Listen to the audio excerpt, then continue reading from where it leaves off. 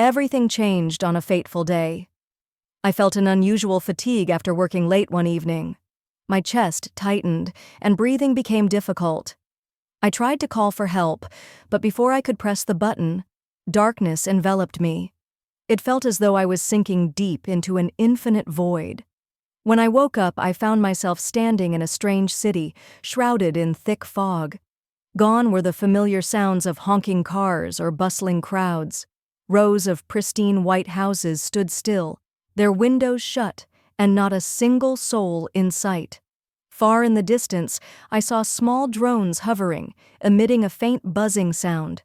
They moved in perfect order, dropping packages through slots in each house. I walked down the empty streets, the sound of my shoes echoing eerily in the stillness. I called out, hoping to find someone, but only my own voice echoed back. I stopped in front of a house with drawn curtains. I glimpsed a faint shadow moving inside, but when I knocked, no one answered. Instead, a drone approached, dropped a package, and disappeared into the misty sky. Why wasn't anyone coming out? Why was everything so eerily silent? I continued walking, an unsettling sense of unease growing with each step. As I passed more houses, I noticed faint silhouettes behind windows. They stared at me through the glass, their eyes cold and empty. Some sat motionless in front of large screens, the cold blue light reflecting off their faces. I saw children with vacant eyes, holding small devices, their attention glued to the screens, oblivious to the world around them. This city felt as if it was cloaked in an invisible energy, pulling people away from each other and confining them within their homes. I felt an indescribable sadness, as though the very air here was draining the life out of me. Then I saw it, a massive tower looming over the city, so tall it seemed to touch the sky. Drones buzzed in and out of it like busy bees attending their hive. The walls of the tower were covered in giant screens displaying cheerful messages. Faster, more convenient. Everything you need at the touch of a button. As I got closer, I realized the tower was not just the hub for drones, but also the control center for all activities in the city. Hidden cameras on every corner swiveled constantly, scanning each street and building. Every step I took felt watched. Thin laser lights flickered, scanning my movements, analyzing every minor gesture. Inside the tower, amidst the machinery and glowing screens, I noticed something unusual, an ancient book encased in glass. It was a Bible, forgotten and ignored but still intact. The inscription on the glass read, "Faith once guided us, but now efficiency reigns." Seeing it sent a shiver down my spine.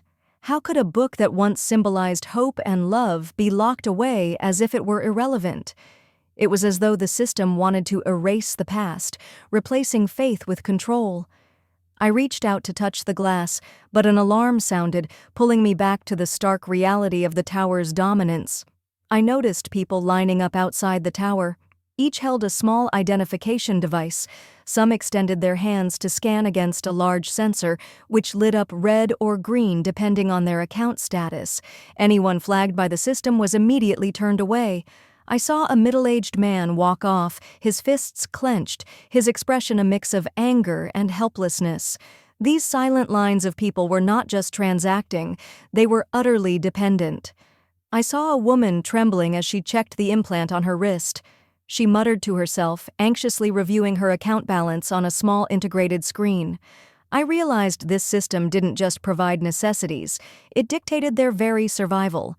If the device malfunctioned or an account was frozen, they couldn't buy food, water, or even open the doors to their homes.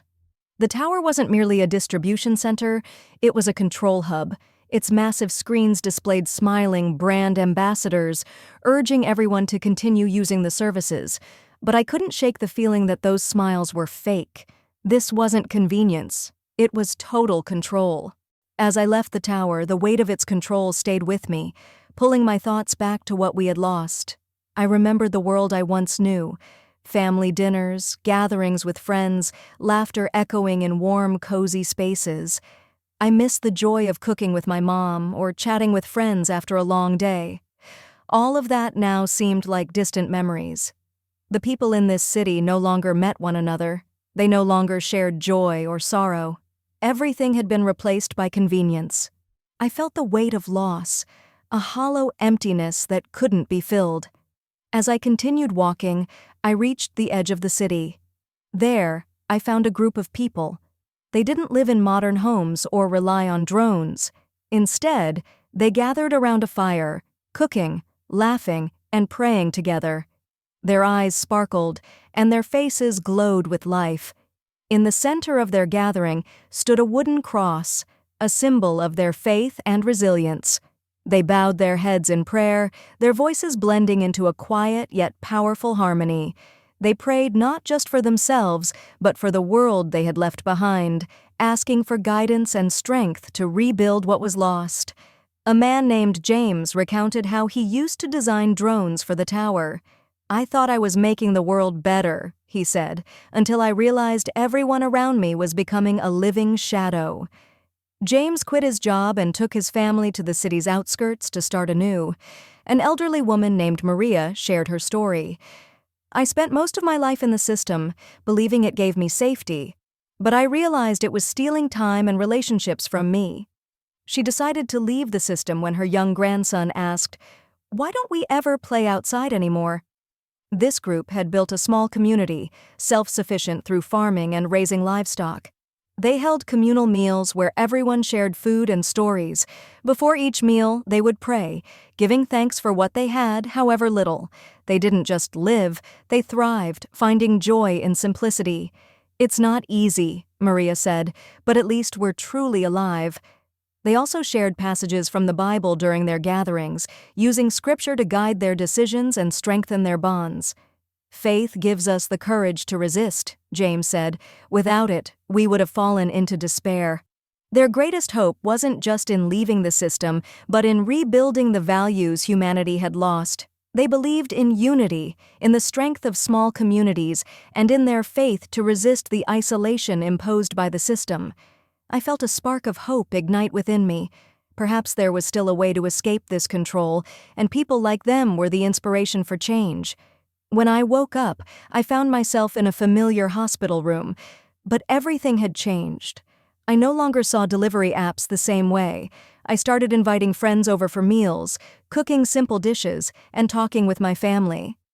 I shared my story, not just as a warning, but as a source of inspiration. I didn't stop at changing my own habits. I began organizing community gatherings where people shared meals and conversations. I told the story of the city in the fog, of what I had seen, and of the group who left the system to live meaningful lives. At the heart of these gatherings, we would pray together, asking for strength to resist the pull of convenience and for wisdom to rebuild a life centered on faith and connection. At first, only a few people came, but gradually these gatherings turned into a small movement. We didn't just talk about change, we lived it. One evening, during a community prayer, a woman named Linda stood up and shared her story. "I thought faith was a relic of the past, something unnecessary in the modern world. But after hearing your story, I realized how much I've been missing. Faith isn't just about belief, it's about love, connection, and courage." The message spread further when I decided to share my story on social media, but this time, I didn't use it to seek attention or promote any product. I used it as a tool to connect, to remind people that real life existed beyond the screens. Each post included a verse from the Bible, reminding followers of the importance of faith, love, and community. The world doesn't need to continue down this path. We can change, one small step at a time. A conversation, a shared meal, a warm hug. That's how we reclaim the essence of life. And so I began. Not by tearing down the system, but by rebuilding what we had lost: connection, love, and faith. I knew that if we acted together, little by little, we could create a different world. A world where people truly lived,